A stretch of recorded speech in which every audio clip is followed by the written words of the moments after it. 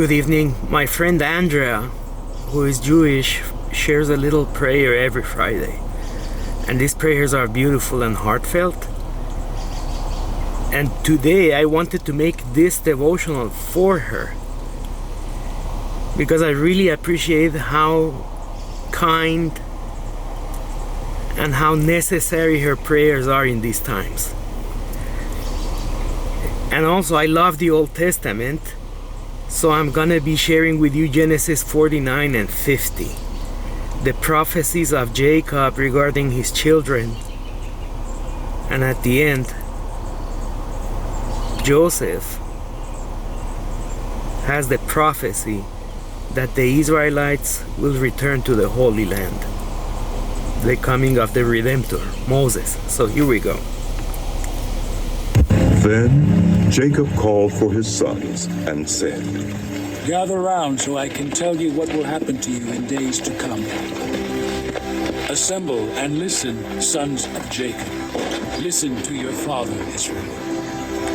Reuben, you are my firstborn, my might, the first sign of my strength, excelling in honor, excelling in power, turbulent as the waters.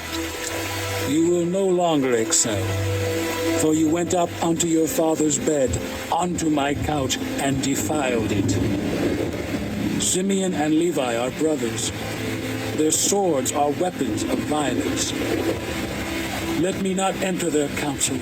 Let me not join their assembly, for they have killed men in their anger and hamstrung oxen as they pleased. Cursed be their anger, so fierce, and their fury, so cruel. I will scatter them in Jacob and disperse them in Israel. Judah, your brothers will praise you. Your hand will be on the neck of your enemies. Your father's sons will bow down to you. You are a lion's cub, Judah. You return from the prey, my son. Like a lion, he crouches and lies down. Like a lioness, who dares to rouse him? The scepter will not depart from Judah, nor the ruler's staff from between his feet, until he to whom it belongs shall come, and the obedience of the nations be his. He will tether his donkey to a vine, his coat to the choicest branch. He will wash his garments in wine, his robes in the blood of grapes. His eyes will be darker than wine, his teeth whiter than milk. Zebulun will live by the seashore and become a haven for ships. His border will extend towards Sidon. Issachar is a raw-boned donkey lying down among the sheep pens. When he sees how good is his resting place and how pleasant is his land, he will bend his shoulder to the burden and submit to forced labor. Dan will provide justice for his people as one of the tribes of Israel. Dan will be a snake by the roadside, a viper along the path that bites the horse's heels so that its rider tumbles backward. I look for your deliverance, Lord. Gad will be attacked by a band of raiders, but he will attack them at their heels. Asher's food will be rich. He will provide delicacies fit for a king. Naphtali is a doe set free that bears beautiful fawns. Joseph is a fruitful vine near a spring, whose branches climb over a wall. With bitterness archers attacked him. They shot at him with hostility, but his bow remained steady. His strong arms stayed limber because of the hand of the mighty one of Jacob, because of the shepherd, the rock of Israel, because of your father's God who helps you, because of the Almighty who blesses you with blessings of the heavens above, blessings of the deep that lies below, blessings of the breast and womb. Your father's blessings are greater than the blessings of the ancient mountains, than the bounty of the age-old hills. Let all these rest on the head of Joseph, on the brow of the prince among his brothers. Benjamin is a ravenous wolf. In the morning he devours the prey. In the evening he divides the plunder. All these are the 12 tribes of Israel, and this is what their father said to them when he blessed them, giving each the blessing appropriate to him. Then he gave them these instructions. I am about to be gathered to my people.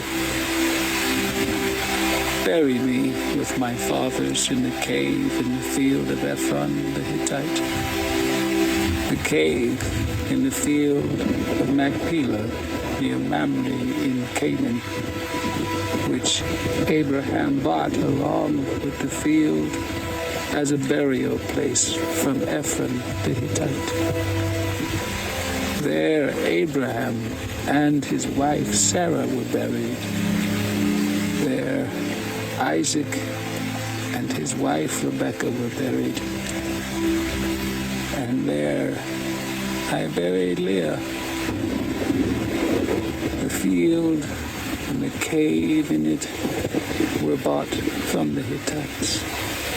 When Jacob had finished giving instructions to his sons, he drew his feet up into the bed, breathed his last, and was gathered to his people.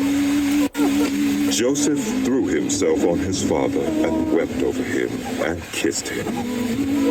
Then Joseph directed the physicians in his service to embalm his father Israel. So the physicians embalmed him, taking a full 40 days, for that was the time required for embalming.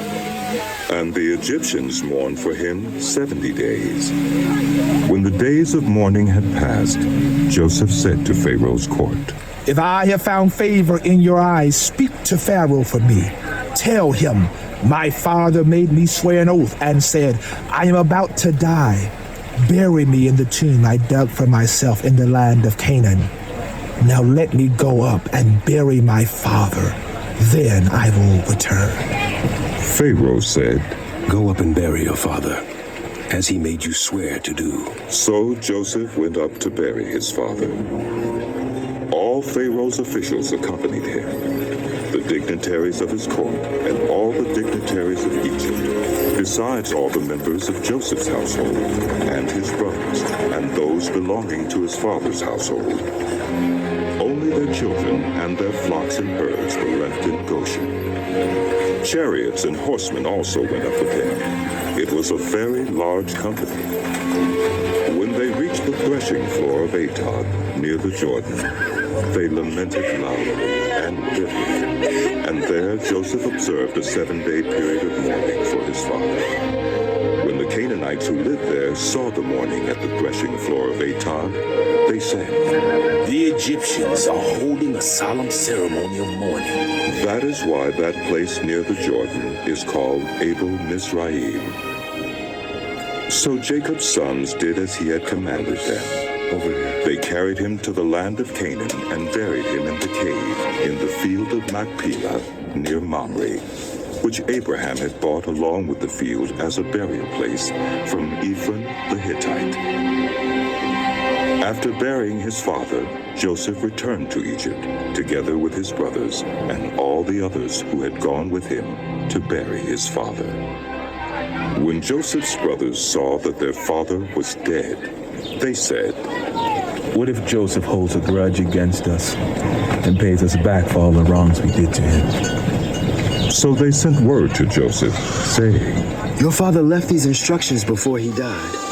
This is what you are to say to Joseph. I ask you to forgive your brothers the sins and the wrongs they committed in treating you so badly. Now, please forgive the sins of the servants of the God of your father. When their message came to him, Joseph wept. His brothers then came and threw themselves down before him. We are your slaves. They said. But Joseph said to them, Don't be afraid. Am I in the place of God? You intended to harm me, But God intended it for good, to accomplish what is now being done, the saving of many lives. So then, don't be afraid. I will provide for you and your children. and he reassured them and spoke kindly to them. Joseph stayed in Egypt along with all his father's family. He lived 110 years and saw the third generation of Ephraim's children. Also the children of Machir, son of Manasseh, were placed at birth on Joseph's knees. Then Joseph said to his brother Israelites, I am about to die, but God will surely come to your aid and take you up out of this land, to the land he promised on oath to Abraham, Isaac, and Jacob. And Joseph made the Israelites swear an oath and said, God will surely come to your aid, and then you must carry my bones up from this place. So Joseph died at the age of 110, and after they embalmed him, he was placed in a coffin in Egypt. Wow, if you are not uplifted and excited by that, I don't know what else can make you feel that way. The poetic beauty of the Old Testament is unmatched. And not only that, I have faith in these words. I am a Baha'i. I accept all the prophets. I accept all the divine prophets. Jesus, Muhammad, Moses, Krishna, Buddha, they were all teachers and divine messengers who came to educate mankind. And all their messages are good. If people only behaved according to what they taught, right? But anyway, this Baha'i is sending his love to his sister Andrea, who is such a kind human being. I love you. I love your culture. I love your religion. And thank you for posting those prayers on Fridays. They are really useful to some people like me. I always read them. All right. Thank you so much. Have a good evening.